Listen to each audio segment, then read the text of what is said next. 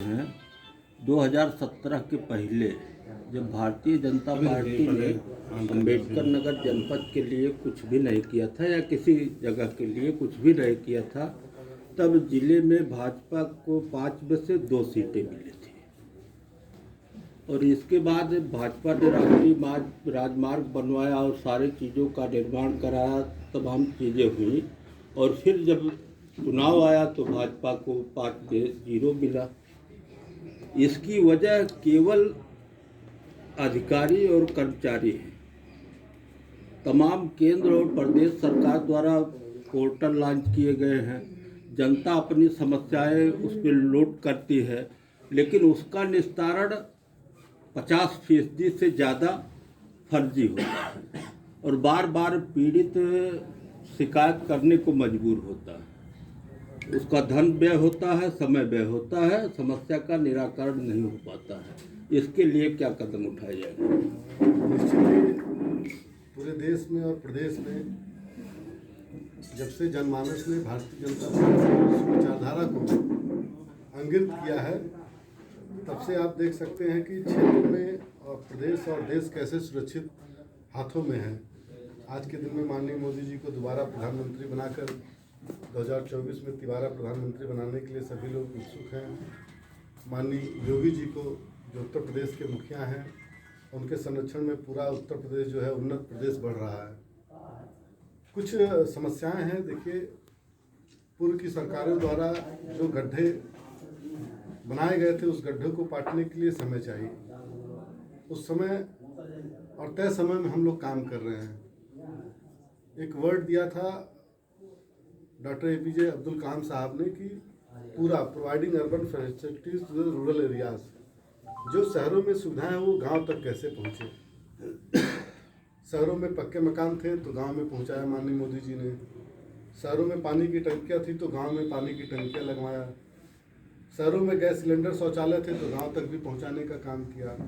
शहरों में पक्की सड़कें थीं, अमृत सरोवर थे, तालाब थे, जिम थे, खेल के मैदान थे, तो गांव में भी अमृत सरोवर के नाम से, अमृत वाटिका के नाम से खेल का मैदान बनाने का काम किया भारतीय जनता पार्टी की सरकार ने। देखिए, जो प्रश्न आपने किया, निश्चित ही उत्तर प्रदेश में जिसकी सरकार थी, सपा और बसपा, 30 सालों से उनका जंगल राज था और उन्होंने अपने उन व्यवस्थाओं को अलग करके डायरेक्ट जो भर्ती किया अपने अधिकारी कर्मचारियों की, उसकी देन है कि आज हम लोग को और हमारे जनता को उसका सामना करना पड़ रहा है, उस पीड़ा का सामना करना पड़ रहा है। आप देख सकते होंगे कि जब रिजल्ट निकला था UPSC का, तो 80 एक ही बिरादरी के लोग, अभी बाबूजी हमारे प्रभारी मंत्री थे आजमगढ़ में, PWD विभाग है वहाँ पे, और कुल उसमें 24 कार्यरत अधिकारी थे, 24 में से 22 एक ही बिरादरी के थे, जिसकी सूचना माननीय मुख्यमंत्री जी को दी गई और तत्काल प्रभाव से सभी लोगों का स्थानांतरण किया गया। तो अब क्या है कि विकास की योजनाओं को धरातल पर लाने का काम माननीय मोदी जी ने कर दिया है, योगी जी ने कर दिया है, और उसको जनता के द्वार तक पहुंचने में जो भी समस्या आ रही है उससे निपटने के लिए हमारी सरकार तैयार है। और मैं पिछली बार भी आया था तो विद्युत की कुछ समस्याएं यहाँ पर थी, इसको हम लोगों ने सरकार को अवगत कराया, माननीय मुख्यमंत्री जी तक हम लोगों ने इस संदेश को पहुँचाया।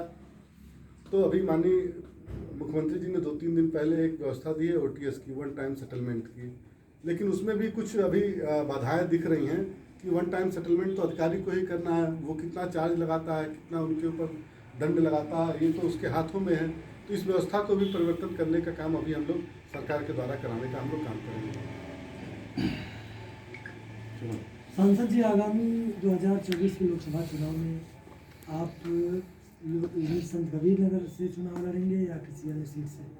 निश्चित ही, अगर जिस लोकसभा की जनता ने, जिस धरती ने हमको मान सम्मान देकर उस लोकतंत्र के सबसे बड़ी पंचायत में पहुंचाने का काम किया है, तो मैं उसी धरती से फिर से चुनाव लड़ूंगा। और निश्चित ही, और शीर्ष नेतृत्व को भी हमने अवगत करा दिया है।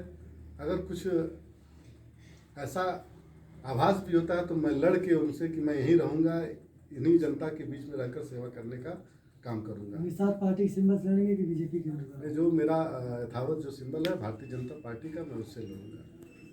सांसद जी एक रेल परियोजना अम्बेडकर नगर में आई थी, पूर्व सांसद सह त्रिपाठी जी ने उसको सदन में बिठाया था।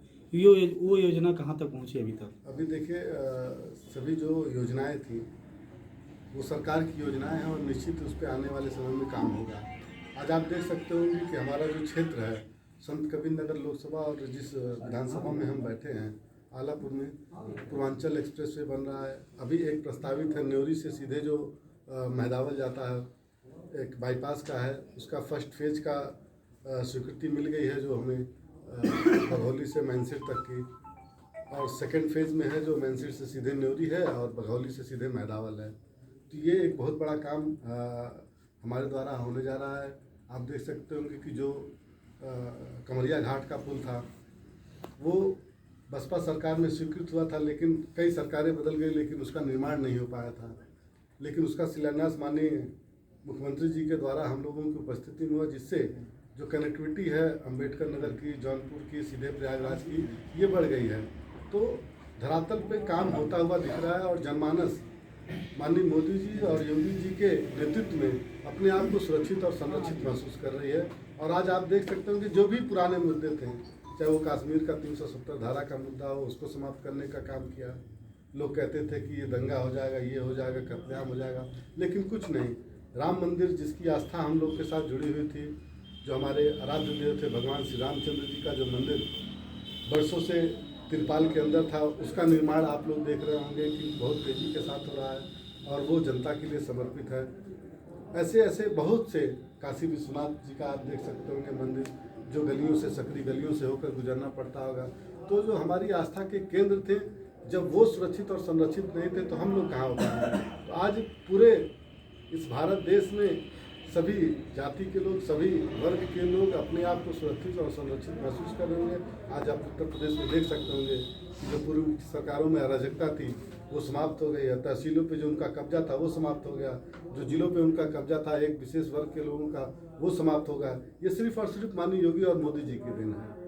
और आज जो नारी शक्ति वंदन अधिनियम हम लोगों ने लोकसभा में पास किया, जिसकी लड़ाई वर्षों से, कई दशकों से हम लोग लड़ रहे थे कि महिलाओं को एक समान अधिकार मिलना चाहिए, तो उस क्रम में भी हम लोगों ने 33% आरक्षण देने का काम भारतीय जनता पार्टी की सरकार ने किया।